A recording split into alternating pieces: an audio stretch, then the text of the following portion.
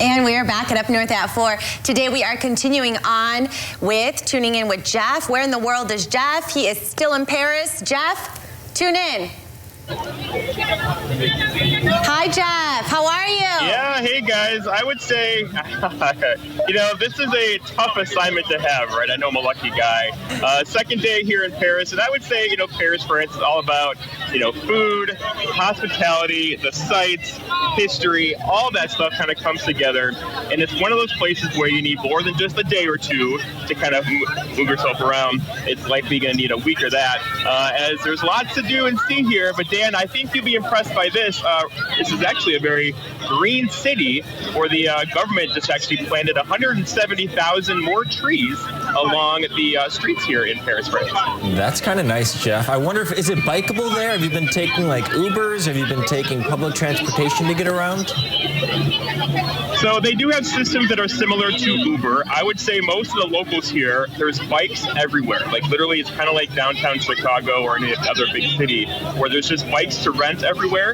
And even the hotels you stay at, they have the bikes there for free for use for if you're staying at the hotel. So I took a bike ride earlier around, and it can be a little perplexing getting around because, like I said yesterday, there's not really any stop signs in this town.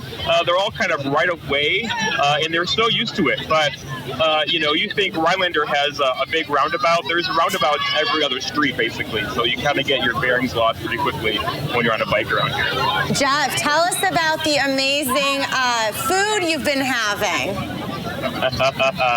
Well, I put a little budget together to go kind of restaurant hopping yesterday and today. Actually just got back from one a little bit ago, and it's there's something about the food in Paris, France, right? Where it's just it's fresh. It's very Paris, France food. So it's just one of those things where you can't go wrong. The only problem I do have is a lot of the times I can't pronounce what's on the menu, so you kind of sound it out. So the locals look at you for a second like, oh, he must be American. But at the second there, you get what you wanted. I did not get anything I did not order today. Oh, I would pay so much to watch Geoff try to pronounce those menu items. Yeah, how's the French coming? Yeah, you got to brush up on the French. Yeah, well, I think you said, I'm having a little bit of hearing problems with you, but I think you said about friends. Is that what you said? French, yeah, you got to like your words. How are they coming along? Oh, so, okay, here's the thing, Agnes. I did practice it before I left. I knew I was coming here about 2 months ago. I practiced, but there's something about being in this environment, where you're kind of like forced to. And I got a little scared at first when I first landed. There weren't many signs in English anywhere. So, I didn't bring like a translator with me or someone. It's just me here.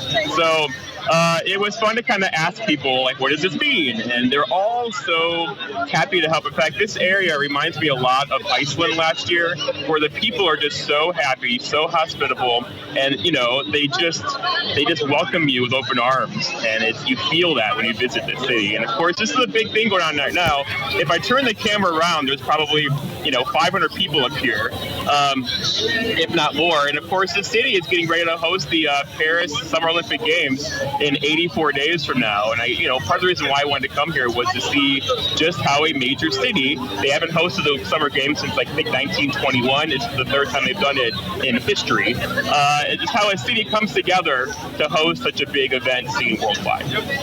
Geoff, very interesting. We're going to hear more from you at 5 and 6, so stick around, stay up as well. I'm sure you're a little bit tired out there.